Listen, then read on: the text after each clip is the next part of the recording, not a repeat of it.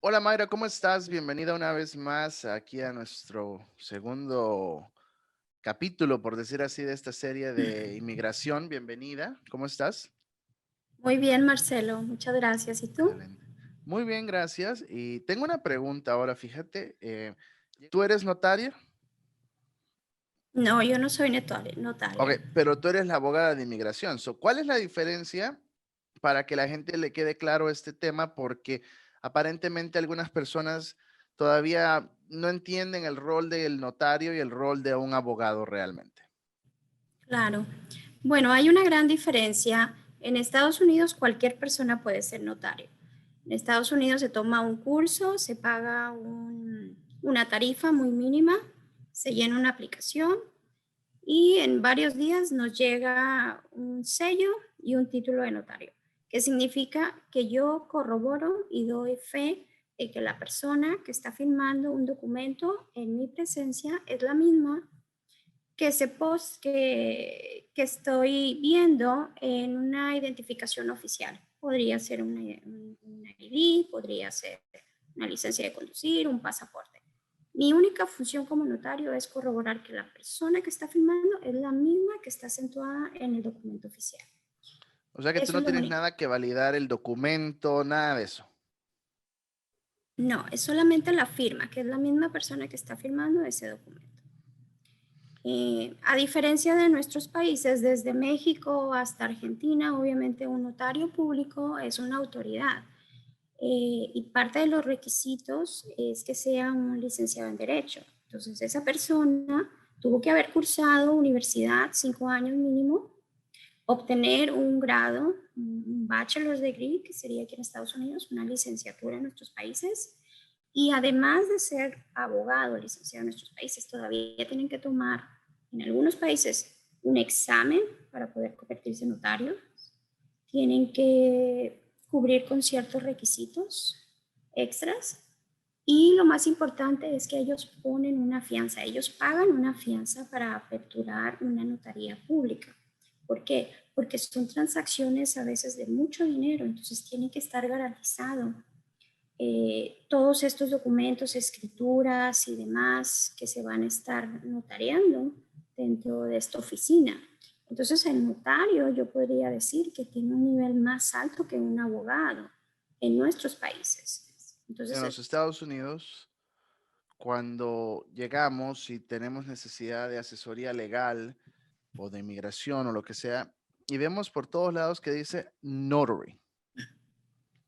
Idealmente, pues creemos que encontramos lo que andábamos buscando, ¿no?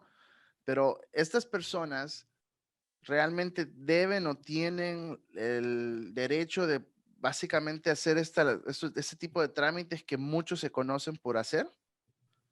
no, ellos no tienen ninguna facultad o autorización por parte del Estado para dar asesoría legal, porque ellos no son abogados. Y así sea un abogado extranjero el que apertura esta notaría pública, independientemente de que tenga su título de su país, no tiene la autorización del Estado para ejercer derecho aquí, a menos que obviamente tome el examen de barra de abogados, obtenga su licencia o tenga un permiso especial del Estado. Pero fuera Mm. de eso, estas personas no pueden dar ningún tipo de asesoría, nada. Las personas realmente se pueden meter en muchos problemas, realmente, si estos trámites que la mayoría de personas busca hacer no son hechos de la manera adecuada, ¿no? Porque me imagino que las personas no van a tener una manera como respaldar lo que han hecho por estas personas. Exacto. Desgraciadamente hay un abuso por parte de estas personas. ¿Por qué? Porque sin ningún tipo de conocimiento te empiezan a llenar documentación que al final ya sean formas para inmigración, formas para Hacienda, para el IRS. Al final tú siempre estás firmando bajo juramento de decir la verdad. Entonces, si estos formularios, por más simples que sean, tienen consecuencias legales, porque si la información es errónea o es equivocada o es manipulada por estas personas, con intención, obviamente la persona que va a ser responsable es la que firmó, Ha habido ocasiones que las personas llegan a ser hasta deportadas porque simplemente les someten a un asilo. Muchas veces ha ocurrido que los someten a asilos cuando la persona ni siquiera califica para un asilo. O tenemos casos que los impuestos están sometidos erróneamente y después cuando esta persona va a someter esos impuestos para su caso de inmigración, obviamente va a tener un problema. ¿Por qué? Porque no fueron realizados de la manera correcta y se puede dar pie a que se piense que hay un fraude por parte de la persona que envió esos reportes ¿Qué le aconsejas tú a las personas que andan buscando, obviamente? Te pueden llamar a ti si ocupan asesoría legal, obviamente, pero quizás no están en Houston, quizás no están ni siquiera acá en el estado de Texas. Claro, lo que pueden hacer las personas que han tenido algún tipo de fraude o algún tipo de incidente con algún notario, pueden contactar a las autoridades, pueden contactar a la Barra de Texas, pueden contactar a la oficina del procurador y también a la oficina de Harris County, que sería en la municipalidad. Hay diferentes recursos donde se pueden poner quejas y hay diferentes niveles de represalias que se pueden dar en contra de estas personas. Puede ser algo administrativo, puede ser una multa tal vez, una fianza, o puede ser cárcel muchas veces, dependiendo de el nivel de daño que haya ocasionado a estas personas. En la última charla mencionabas de que hay una forma de poder revisar si ese abogado tiene un buen récord o no tiene un buen récord, ¿no? Pero eso ya cuando estás lidiando con un abogado. Pero ¿qué pasa cuando ni siquiera sabes realmente si esta persona, pues, hay muchos falsos? Y eso es lo que nos preguntaba alguien.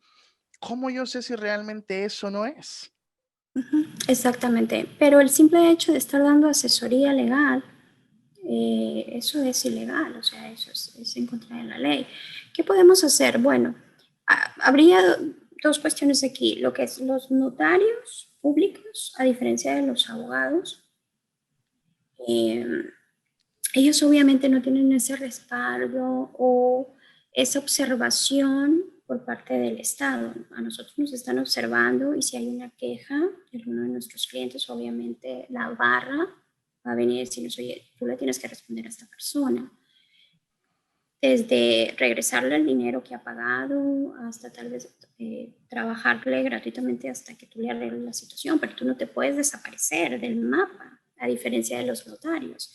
Ellos colocan su oficina en alguna parte, empiezan a colectar dinero, empiezan a cometer fraude, la gente se empieza a quejar y ellos lo que hacen es cerrar su oficina y cambiarse a otro lugar. Eso es en sentido monetario, que tal vez, bueno, el dinero obviamente es importante, pero es más dramático cuando la persona, de hecho, tiene unas consecuencias más graves, como una deportación de algún familiar por una mala representación.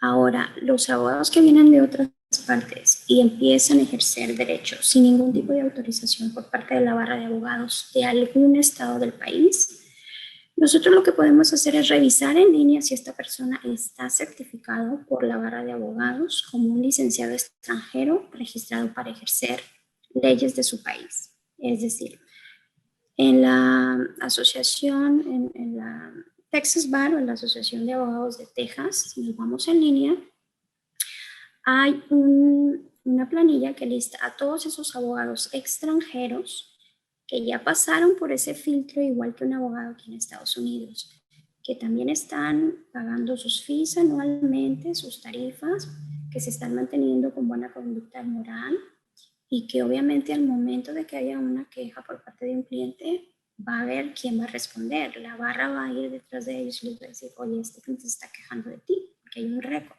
Pero para eso es todo un procedimiento para estar registrado con la barra de abogados de Texas. Cuando tú te vas en línea, tú puedes buscar ese listado y son alrededor de unas 2 páginas, 3 máximo, la lista que cuenta con abogados. Entonces, es muy mínima las personas que están registradas. ¿Por qué? Porque el filtro y el procedimiento para poder ser parte de la barra es bastante complejo y no todo el mundo está dispuesto a pasar por ese filtro. Bueno, para ir cerrando el tema, me gustaría que me dieras un ejemplo quizás de lo complejo que puede ser que un notario empiece un trámite legal por alguien y de repente Ujú. se complica y tienes tú que entrar como abogada. Es muy común y yo tengo, bueno, experiencia de primera mano porque yo ayudo a una organización sin fines de lucros con citas gratuitas. Entonces, es muy común para mí los jueves por la tarde escuchar un fin de quejas, escuchar un fin de errores que se cometen con estas personas, sobre todo cuando las personas son de bajos recursos, pues obviamente siempre buscan algo más económico. Y desgraciadamente estas personas no les realizan el trámite que deberían y sí, obviamente toman su dinero. Eh, ¿Qué pasa? Que muchas de estas consultas, pues yo no tengo ninguna respuesta para ellos. Ya el caso está completamente perdido, ya no hay marcha atrás, no se puede hacer nada. Y la verdad es muy frustrante porque muchas veces las personas tenían un recurso legal para poder obtener un estatus en este país y desgraciadamente por la mala información y la mala representación ya no pueden hacer nada. Cuando Eh, llegan a ese punto, ¿se puede reabrir un proceso? Es muy difícil, muy difícil, dependiendo. Muchas veces los notarios no les dan, y la mayor parte de las veces no les dan copias a las personas de sus expedientes. Entonces también eso hace las cosas más complicadas. Ellos me narran lo que pasó, me narran lo que creen que el abogado sometió, pero ellos no tienen copia de un expediente o de un recibo de inmigración. ¿Me entiendes? Wow. Entonces, eso se hace bastante complicado y es por eso las ventajas de tener un abogado es que el cliente como consumidor tiene muchos derechos y todos esos derechos, obviamente la barra de abogados está siempre supervisando que se cumplan y que se protejan esos derechos con las personas. Y por mencionarte solamente algunos, el cliente tiene el derecho a tener un contrato siempre. Si una persona viene a solicitar mis servicios, yo tengo la obligación de darle un contrato. A mí me ha llegado personas que me dicen que no me quieren dar la copia de mi expediente o no me la dieron, pero ahora me están cobrando por dármela. Wow. Eso no se hace porque el expediente es del cliente. Yo no le puedo cobrar a mi cliente por una copia de su documentación, ¿me entiendes? Darle también, esa es otra de mis responsabilidades y derechos de los clientes, es una buena contabilidad. Si el cliente me da un pago, vamos a decir, un pago inicial por los servicios que yo le voy a dar, bueno, yo voy a ir, obviamente, desglosando qué es lo que he estado haciendo para él. Y en base a ese pago que él hizo, se va reduciendo el trabajo que yo estoy haciendo.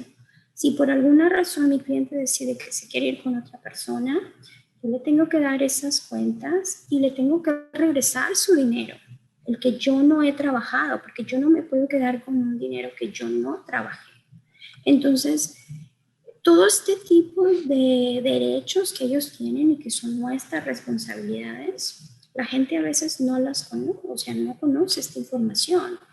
Y esto es parte de nuestro examen de ética, porque todas estas obligaciones que tenemos es parte de un examen que nosotros tomamos, aparte de nuestro examen de barra, es un examen de ética donde obviamente nos informan todas nuestras obligaciones hacia el consumidor, hacia nuestros clientes. Wow. Y la comunicación tiene que ser siempre efectiva con el cliente. Nosotros no podemos realizar algún recurso legal o alguna estrategia sin antes informarle plenamente al cliente de los pros, los contras, y en base a eso el cliente decide qué es lo que se va a hacer y nosotros entonces obviamente ya sometemos información o realizamos alguna acción legal, pero el cliente tiene muchos derechos los cuales desgraciadamente no los conoce.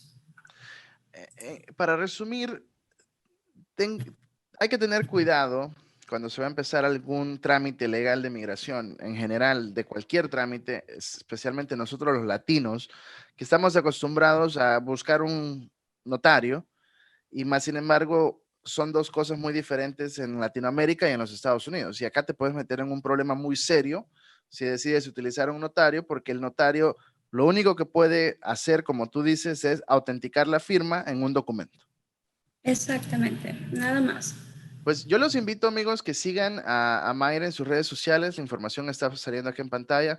Eh, Llámenle si tienen preguntas. Ella es muy buena persona. Me imagino que los puede atender siempre y cuando hagan un espacio en la agenda y todo. Mayra, ¿qué se puede hacer? Bueno, nos despedimos. Hasta la próxima semana. Mayra, muchas gracias. Cuídate. Gracias a ti. Bye.